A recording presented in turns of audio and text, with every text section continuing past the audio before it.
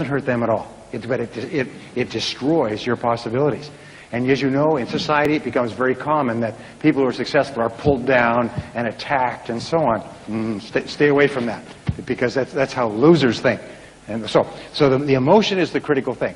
Well, they interviewed 350,000 salespeople, and they tracked them over a series of years. What is your name, sir? Walden? Okay. So they say, let's say, Walden, would you join this experiment with us? What we're going to do is we're going to phone you on an irregular basis. Every few days, somebody will phone you, and they'll just ask you, what are you thinking about right now? And whatever it is, just tell them what you're thinking about at that moment, okay? So they would do this experiment with all of us. They hire university students to do this. They give them free beer and pizza, for which university students will do anything, okay?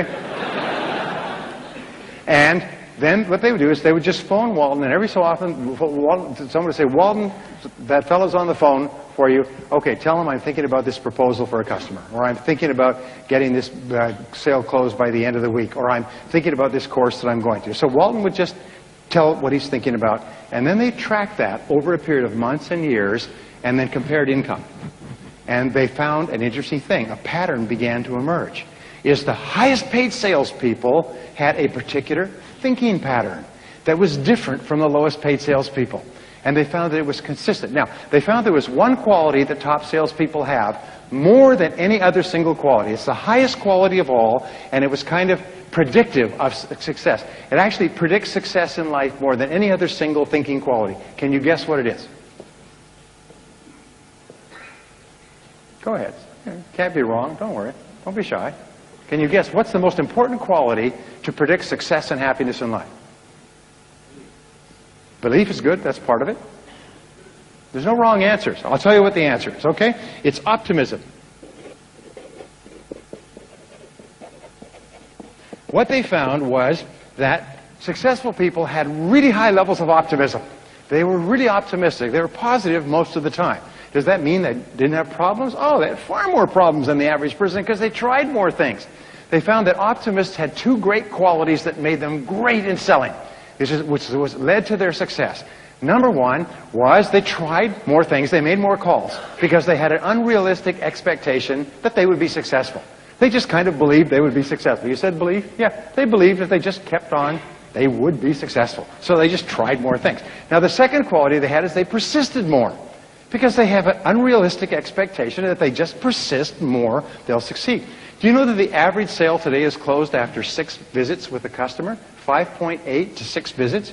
That's how long it takes to make a sale today. But once you've made the sale, sometimes you can keep that customer for years. And every subsequent sale takes you 1/10 of the time of the first sale. Is that all highly paid salespeople have persisted until they got the sale, and then they keep that customer year after year after year, and they make more and more sales, and they get referrals from that customer? Are you with me so far? So therefore, optimists try more things, they make more calls, and they persist longer, and gradually they begin to build up their sales, they begin to build up their customer base, and years go by, and they're 5 and 10 times as successful as people who make fewer calls and quit earlier. Are you with me so far? So this is pretty logical stuff. You think, well, obviously, if a person is positive and they make lots of calls and they call back, they're probably going to make more sales than a person who doesn't, right? In other words, they're creating their own luck. They're putting the law of probabilities on their side. So optimists make more calls and try more often, or call back more often. But we also find that optimists have a particular way of thinking in several different areas, and that's what I want to talk about between now and the break. I can spend a whole day on this, but I know that you guys are really smart, so you could take a lot of good ideas in a short period of time. Is that right? Say yes. Okay. So what optimists do... Oh, damn, I love this stuff. Okay. What optimists do... What time do we start? We start at 7, 8, 9, 10, 10. Okay. What optimists have is what I call orientations. Now, an orientation is a particular way of thinking about life and the world. And the first orientation that optimists have is future orientation. Now, future orientation is what made Singapore a great nation state. Future orientation means that optimists idealize. Optimists think about the future most of the time. They think about where they're going most of the time. They think about the possibilities of the future, and they idealize. They kind of imagine, what would my future look like if it was fantastic? What would the world look like? What would my world look like? And there's 4 areas where optimists idealize. These are the 4 things that we all want in common. all over the world, all human beings want these four things. Number one is great health. We want to have great health. We want to feel good about ourselves. We want to have high levels of energy. We want to live forever, right? And it's never been possible to live longer and live better than it is today, right here. Number two is that optimists want to have loving relationships. They want to have happy relationships. They want to have happy families. They want to have happy friends. They want to have work with people they like, work for bosses they like. They want to sell to customers they like, and so on. One of the great rules for success in selling is only get into a business where you really like the people you're working with and you really like the people you sell to. I had a woman come up to me recently. She said, you know, I really like my product and I really like my company, but I really hate the people I sell it to. I mean, they're real jerks. She just didn't like the people. I said, you know, you'll never be successful unless you really care about the people you're selling to. Well, the third thing that we all want is we all want to do meaningful work, and we all want to do it well. It's so important for us to do our work well, because this is what we found, is how much you like yourself, your level of self-esteem, determines your level of optimism. If you really like yourself, if you really feel happy about yourself, you'll do your work better. But the flip side is also true. It's like a coin. If you do your work well, you like yourself more. And if you like yourself more, you do your work better. And each time you learn something new that enables you to do your work better, you like yourself more. And then when you do your work better, you get better rewards and better feedback, and you like yourself more. And the more you like yourself, the better you do. And the better you do, the more you like yourself. Say, I like myself. Now say it like you mean it. Say, I like myself. I like myself. Wonderful. Do you know, all top people can say that quite happily. They did a study of 1,500 men and women who were at the tops of every one of their fields. It was a 9-year study. And they asked them, what is the greatest of all benefits of success? And you know what they said? It was wonderful feelings of self-esteem. They liked themselves. They liked themselves. They genuinely liked themselves and felt that they had done something important with their lives. Felt they had done something worthwhile with their lives. So therefore, a high level of self-esteem leads to self-confidence. It leads to optimism. It leads to a positive mental attitude. And the more you like yourself, the more you like other people. And the more you like other people, the more they like you and they want to buy from you and recommend you to their friends. So everything you do to build yourself up psychologically improves every part of your life. The more you like yourself, the better a parent you are, the better a spouse you are, the better a friend you are, the better a boss you are. The more you like yourself, the better is every part of your life. The more you like yourself, the lower your stress levels. The more you like yourself, the stronger is your immune system. The more you like yourself, the healthier you are. People with high self-esteem are very seldom sick. People with high self-esteem do their work well. They have lots of energy. People with high self-esteem set big goals for themselves. It's an interesting thing. If you really like yourself, you set big goals for yourself. And if you set big goals for yourself, and you also pursue. So the more you like yourself, the better you do. And the wonderful thing is every single time that you do something positive for yourself or for anyone else, your self-esteem goes up. Now, this brings us back to future orientation. People who really like themselves think about the future, and they have great ideas for the future. Do you know that we have found that just the very idea... I'm sorry, let me not get ahead of myself. I said there's 4 things that we want. Number 1 is health and energy. Number 2 is loving relationships. Number 3 is meaningful work that we do well. Number 4 is financial independence. We all want to be financially independent. Now, we all judge ourselves in life by how well we're doing on each of these 4. And we could be doing well in 3, but if we're low in 4, that's what bothers us. That's the thing that worries us more than anything else. You know, you could have great health and good family and nice job and be broke. And you know what? You won't think about the other 3 things. You think about being broke all the time. Isn't that true? It's called the deficiency need in psychology. We always tend to think about where our deficiencies are and not pay enough attention to the other. Well, the more you like yourself, the more you idealize your future. The more you create great dreams of what is possible for you. And the starting point of of dreaming great dreams is to have a fantasy or an imaginary idea of your life as if it were perfect sometime in the future. So when I do personal strategic planning, when I do strategic planning actually with corporations, the first thing I say is, let us imagine that this company 5 years in the future is perfect in every way. Okay?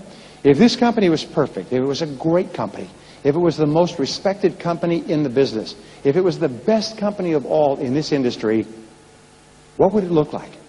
And then I go around and I have the executives give me an idea. What would it look like? Best products, best service, great customers, tremendous management, wonderful people, great systems internally, wonderful reputation, high profitability, rapid growth rates, high price on the stock exchange. We write them all down. And the most amazing thing is, I say, okay, now, is this what the company would look like if it was perfect?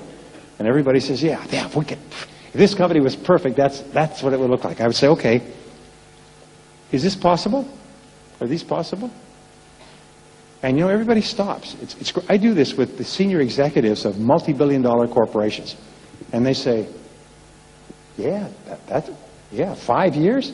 Not in 1 year, but we could do that in 5 years.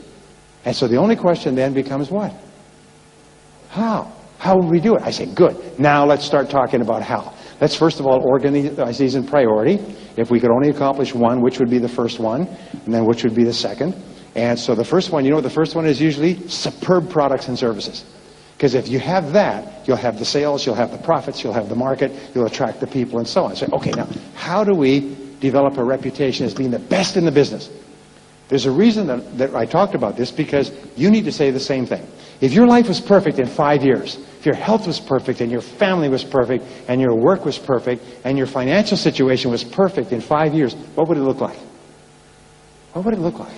And then you begin to think, hey, in 1 year maybe, but in 5 years, I could be fit, I could have a great family, I could be at the top of my field in my work, I could be financially independent or on my way to financial independence. All that's possible within 5 years. Isn't that true? Now, here's an interesting point. Are you ready? The time is going to pass anyway. The 5 years is going to go past anyway. You know, 5 years from now, 5 years will have gone by.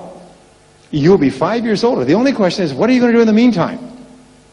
Well, here's my favorite word in success. My favorite word in success is the word clarity.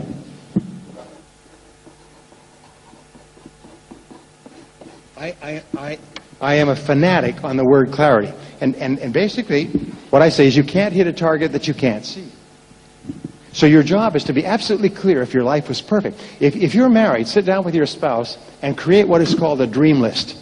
And just say, these are our dreams for the future, and just write down everything you'd like to have in your life if you had no limits. If you had the power to achieve anything. If you could wave a magic wand over your life and have 3 wishes, what 3 wishes would you want? Health, happiness, money, financial independence. Here's the point. If you can dream it, you can do it. If you can write it down, if you can imagine it and write it down, then the only question you ask is, how? You say, how do we do it? And then what you do is you say, now who else has got what I want? And who else at one time didn't have it, and now they have it? And what you do is you go and find out how they got there. You read their books, you ask them questions, you listen to their programs, and then you discipline yourself to do the same things they did until you get the same result. It's not a miracle. Success is not, there's just far too many successful people in Singapore who started with nothing for it to be luck or an accident or a miracle. There's a system going on here. Like somebody's got the phone number and they're getting through on a regular basis. Your job is to find out the phone number. My daughter is going out with a young man, and his father is a lawyer. The lawyer is a corporate lawyer, and they set up they did all the papers for a restaurant. And the founder of this restaurant was very arrogant. He said, this is going to be the best restaurant in Los Angeles.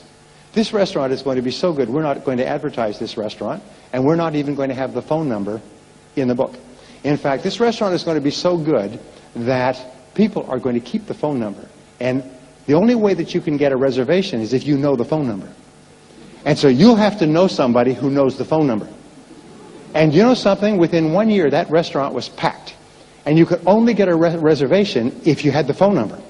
And so you'd be saying, do you know the phone number to that restaurant? Well, yes, I do. Could I have it? Well, I'm not sure. And so people who had the phone number were very jealous about this phone number, and they were very careful giving out the phone number, and they went there on a regular basis. I mean, he made it one of the most successful restaurants in Los Angeles. To this day, you can't get in unless you know the phone number. Now, when we talk about being financially successful, scoring as 10 in all 4 of those areas, you've got to figure out the phone number. You've got to get the phone number. Now, fortunately enough, the phone number is not a secret, as like this one was. The phone number is all around you. The phone number is here tonight, but the phone number is all around you. Your job is to get the phone number. So clarity is the critical thing. Decide what you want. Decide clearly what you want. Talk about it. Think about it. Imagine it. Play with it. Like a child at Christmas time. Fantasize about a beautiful home, a beautiful car, travel, health, so on. All of these things are possible for you, but you have to have them in your mind first. Remember, it always begins within your mind and then it goes into your reality. Now, the second part is, I love this stuff. Okay. The second orientation that successful people have is goal orientation.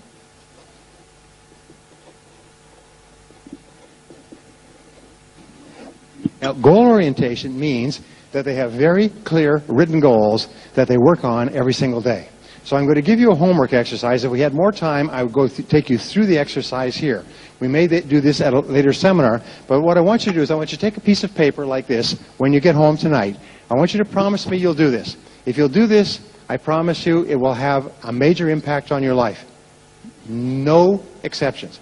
Take a piece of paper like this, write the word goals at the top, and write down at least 10 goals you want to accomplish in the next 12 months. Before you go to bed tonight, this is your homework assignment. Go home, sit down, write down the 10 goals. You promise me you'll do that? Say yes. Yes. Even if you're lying, some of you would say like this. I'm not saying anything. I ain't writing no goals. Might work. You know, it might get me out of my rotten old broken down car, my crummy job. I ain't writing down no goals. It might take 3 minutes of my life. I'm not doing it. Now here's the important point. Writing down these goals takes 2 to 3 minutes. Actually about 3. If you write down 10 things that you want to accomplish in the next 12 months. Now all you have to do then is take this piece of paper, fold it up, put it away somewhere where you won't see it for a whole year.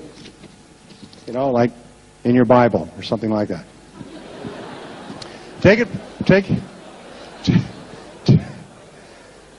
put it away for a whole year, and at the end of the year, you take out this list and open it up, and you'll be both happy and sad. You'll be happy because 8 of your 10 goals will have been accomplished in the most amazing ways. And you'll be sad because you will wish you had written more goals and bigger goals. Now, does this work? Yes, it works everywhere. Has anybody ever done this, by the way, written down 10 goals? Everybody ever done it? Does it work? Everybody will tell you it works. People go home, and managers go home and they have all the staff sit down and write down 10 goals. Parents go home and have their kids write down 10 goals, or have their spouse write down 10 goals, and their whole lives change. Now, it's not that it takes at the end of 12 months, suddenly, bing, you achieve the goals. The goals start to come true at a rate that is absolutely amazing. People come to me and they say, my whole life has changed in the last 30 days. All kinds of things have happened. They've changed jobs. They've changed relationships. They've gotten a new house. They bought a car. They've taken a trip. And they're all things they wrote down. So your homework assignment is to write down 10 goals. And you can write down more if you like. Before I came over here, I'm staying at the hotel across, I wrote down my 10 goals. I do it every single day. I just write them and rewrite them. I carry a school notebook, a spiral notebook with me, and I just write down my goals every day. Because that just burns them deeper and deeper and deeper into my subconscious mind. And it's the most amazing thing. It costs you 3 to 5 minutes a day, but the power on your life is phenomenal. If all you'll do from this day is you write down 10 goals, and then instead of putting them away for a year, just review them on a regular basis, and the only question you ask is what? How? How can I achieve the goals? How? The question how makes you an optimist. The question how raises your self-esteem. The question how unlocks your creativity. The question how makes you powerful. When you look at your goals, say, okay, I can have these. I can have more money, better health, greater travel. I can do all these things. Good. The only question is how. But here's the interesting thing, is that even if you didn't do these things, I had a man come up to me at a seminar recently, and he said, Brian, I was at your seminar 6 months ago. He said, you gave that exercise about writing the 10 goals, and while you were talking, I was so excited, I wrote down 18 goals. And then I took the list home, I did what you told me, and I hid it. He said, I hid it so well, I couldn't find it again. Now, he said, the interesting thing was, I took the list from the seminar, I folded it up, took it home, and hid it. I didn't even look at it again. 2 weeks later, I moved to a new house. And when I was unpacking, I found the list. And I opened the list. And he said, I had to sit down to read it. He said, 11 of the 18 goals have been achieved in 5.5 months. One was to get a better job, which I had. One was to earn more money. I'm making more than I ever made. One was to get a new car. The new car came with the job. One was to get a new house. I just moved into the house because I could afford it. One was to lose weight. One was to take a trip. One was to learn a subject. One was to fix a relationship. But he said these were life goals, and I'd accomplished 11, and I'd almost accomplished 4 more. He said in less than 6 months. And I lost the list. See, the interesting thing is when you write down the goals, writing a goal down actually programs it into your subconscious mind. So even if your conscious mind doesn't even remember the list, your subconscious mind's got it now, and it works 24 hours a day to bring it into your life. Please trust me on this. It's life transforming. And I've spoken all over the world and given this exercise. I've never had anybody say it didn't work. The only things they say are, it was incredible. The results on their lives were explosive. They could not believe it. So, will you give it a try? Say yes. Yes. Okay, I'm trusting you. I'm coming over to your house tonight. You know, I'm going to wake up. You're going to hear that banging on the door. Bang, bang, bang. Show me the list. No list? We'll have to have a talk. Okay, so goal orientation. Now, the third orientation is excellence orientation. In order to achieve something you have never achieved before, you have to be good at something you've never been good at before. You have to develop skills you've never had before. So remember, your job, and I've got some good news and more good news. When you come into this room, you are automatically in the top 10% of people in our society. You're in the top 10% of adults, and I'll tell you why. Only 10% of people ever come to a seminar like this. Now, the 10% of people who come to a seminar like this are automatically optimists. Nobody came here hoping this would be a bad seminar. If you did, I'll talk to you later. You're future-oriented because you came here to learn something that will help you to be better in the future.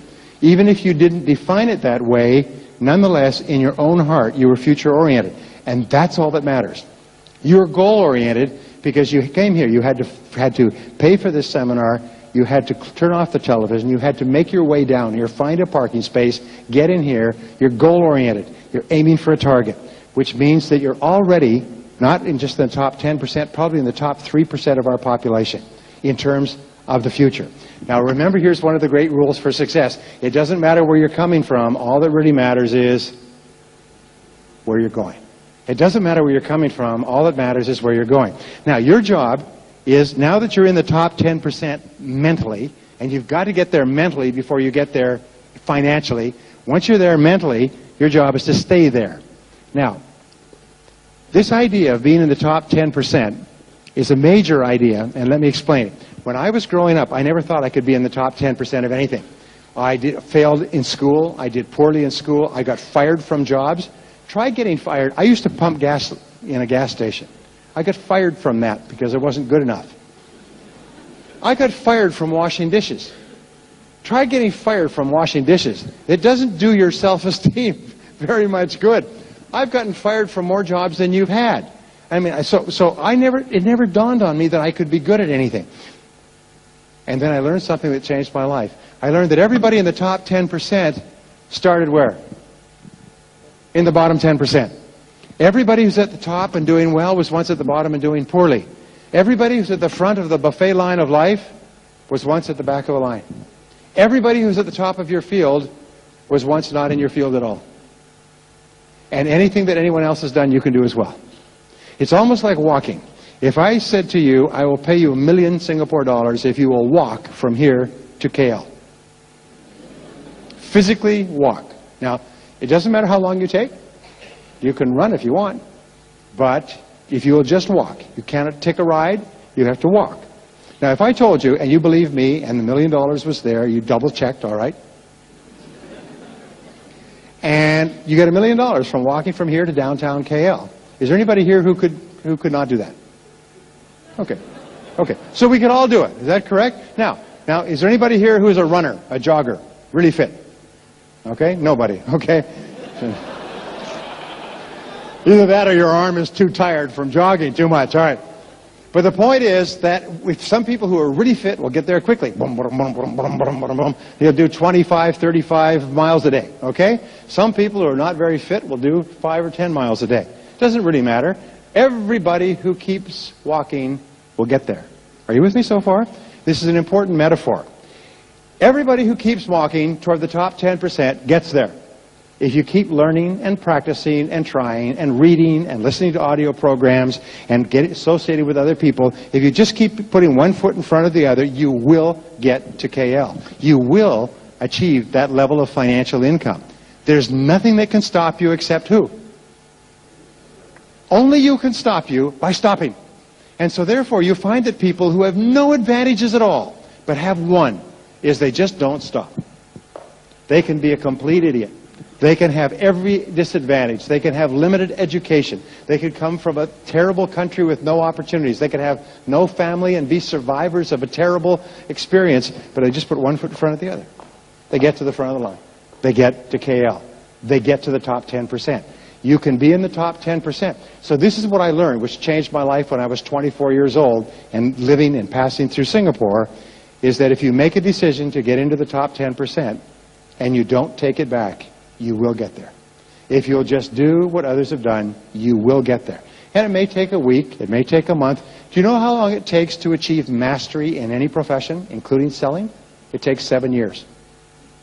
Now many people think, well, I'm going to start in selling, and if I'm not at the top of the field within a month, I'll quit. But it takes 7 years to reach the point where you're in the top 10%. Some people may do it faster, but very seldom. I used to think, hey, I'll do it faster. It took 7 years.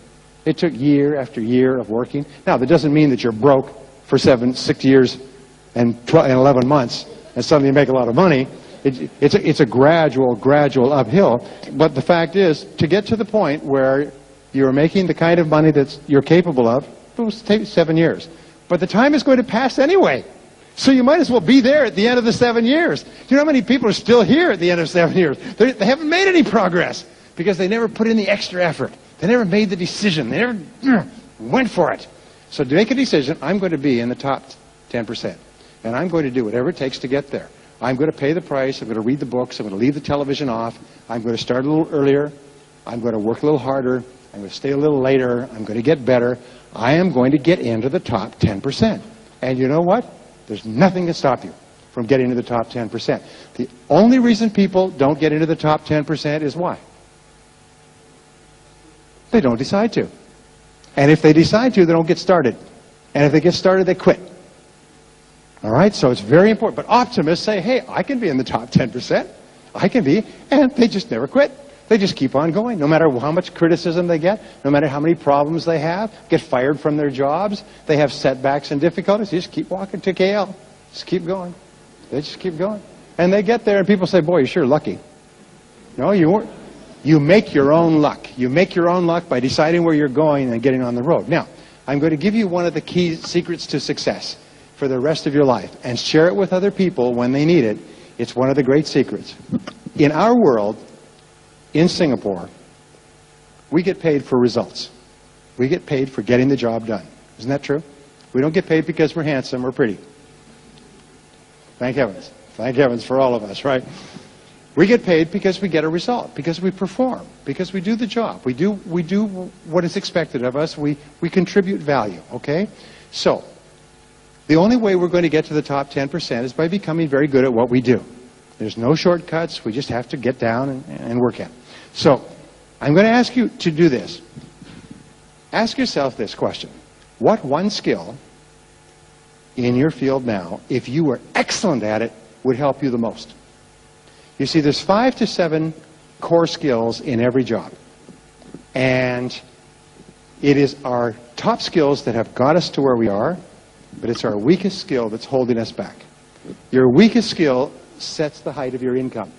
Your weakest skill determines how much money you make. So if there's 7 key skills in selling, which there are, and you're brilliant at 6 of them, but weak at the 7th, that sets your income. So ask yourself, what one skill? This is really important. What one skill? And if you don't know the answer, you must find out. Ask your boss. Boss, what one skill, if I was really good at it, would increase my income the most? Ask your coworkers. Ask your customers. I did that once when I was living in Singapore. I asked one of my customers, what one skill would help me the most. And he told me, if you would stop talking so much and ask questions and listen more, you'd be far more effective. Well, I talk. Salespeople talk too much because we're nervous. We're nervous, so we overcome our